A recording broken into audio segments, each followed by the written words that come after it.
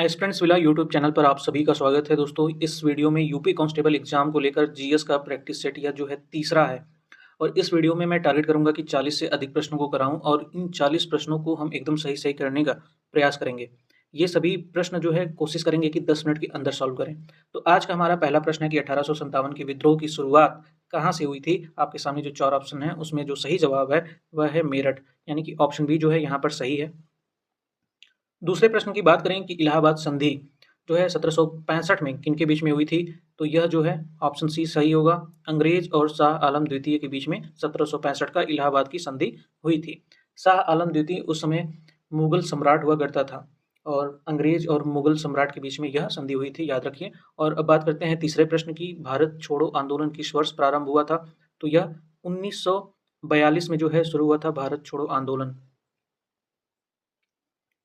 चौथे प्रश्न की बात करें कि गीता रहस्य पुस्तक के लेखक कौन है, तो यहाँ पर जो सही जवाब होगा ऑप्शन ए बाल गंगाधर तिलक जो है गीता रहस्य पुस्तक के लेखक हैं। पांचवें प्रश्न की बात करें कि चौरी चौरा कांड किस वर्ष हुआ था, तो यह 1922 में हुआ था, यानी कि ऑप्शन सी यहाँ पर आपका सही जवाब होगा। हम बात करते हैं प्रश्न 6 की कि भारत का सबसे बड़ा राज्य जो कि क्षेत्रफल की दृष्टि से कौन सा है, तो इनमें जो है राजस्थान सबसे बड़ा है और अपना उत्तर प्रदेश चौथे स्थान पर आता है।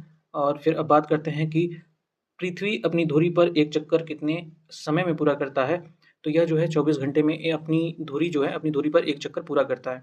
वहीं पर आठवें प्रश्न की बात करें कि गंगा नदी का उद्गम स्थल क्या है, तो यहाँ पर जो सही जवाब होगा ऑप्शन सी गोमुख है।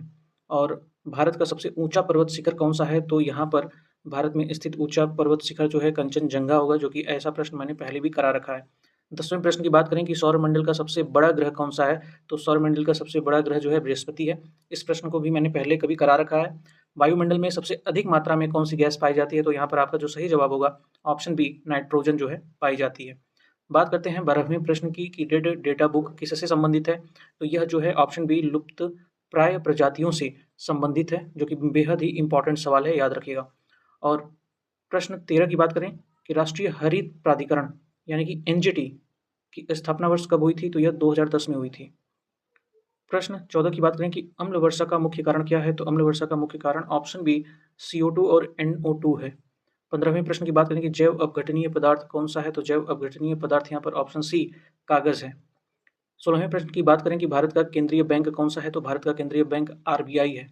और RBI से मैंने अब तक कम से कम 3 से 4 सवाल 5 सवाल पहले करा चुके हैं पहले के प्रैक्टिस सेट में, उन प्रैक्टिस सेट को भी जरूर देखिएगा। 17वें प्रश्न की बात करें कि बजट शब्द किस भाषा से लिया गया है, तो यह फ्रेंच भाषा से लिया गया था, ऑप्शन सी आपका सही जवाब होगा। प्रत्यक्ष कर का उदाहरण कौन सा है, तो यहाँ पर आयकर जो है प्रत्यक्ष कर का उदाहरण है और वहीं पर GST जो है अप्रत्यक्ष कर का उदाहरण है। प्रश्न 19 की बात करें कि बैंक में जमा राशि पर मिलने वाला लाभ क्या कहलाता है, तो वह ब्याज कहलाता है। भारत में सिक्के कौन जारी करता है, तो भारत में सिक्के जो है वित्त मंत्रालय जारी करता है। भारतीय संविधान की प्रस्तावना में भारत को क्या कहा गया है, तो यहाँ पर जो ऑप्शन सी है यह सही होगा, समाजवादी पंथनिरपेक्ष और लोकतांत्रिक गणराज्य कहा गया है। 22वें प्रश्न की बात करें कि लोकसभा का अधिकतम कार्यकाल कितने वर्ष का होता है, तो 5 वर्ष का होता है। 23वें प्रश्न की बात करें कि भारत के राष्ट्रपति का चुनाव कौन करता है, तो निर्वाचक मंडल जो है भारत के राष्ट्रपति का चुनाव करता है। और 24वें प्रश्न की बात करें कि सर्वोच्च न्यायालय के न्यायाधीशों की सेवानिवृत्ति आयु क्या है, तो यह 65 वर्ष होती है, याद रखिए सर्वोच्च न्यायालय के न्यायाधीशों की बात हो रही है। और अब बात करते हैं अनुच्छेद 32 किससे संबंधित है, तो अनुच्छेद 32 जो है ऑप्शन सी संवैधानिक उपचार का अधिकार से संबंधित है। प्रश्न 26 की बात करें कि विद्युत प्रतिरोध की इकाई क्या है, तो विद्युत प्रतिरोध की इकाई यहाँ पर ओम है। और उबलते पानी का तापमान कितना होता है, तो उबलते पानी का तापमान 100 डिग्री सेल्सियस होता है।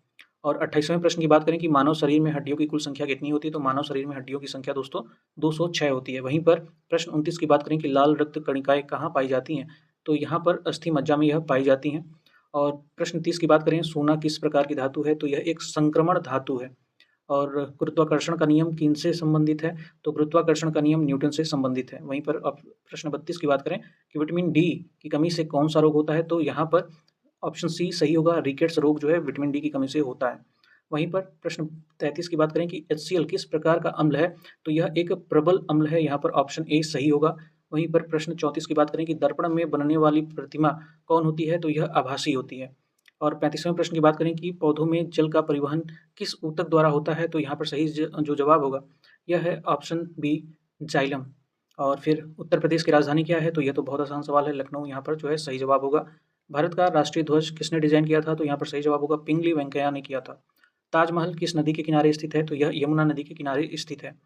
ओलंपिक खेल कितने वर्षों में आयोजित किया गया था? तो किया जाता है, तो यह 4 वर्षों में आयोजित होता है, यही सही जवाब होगा।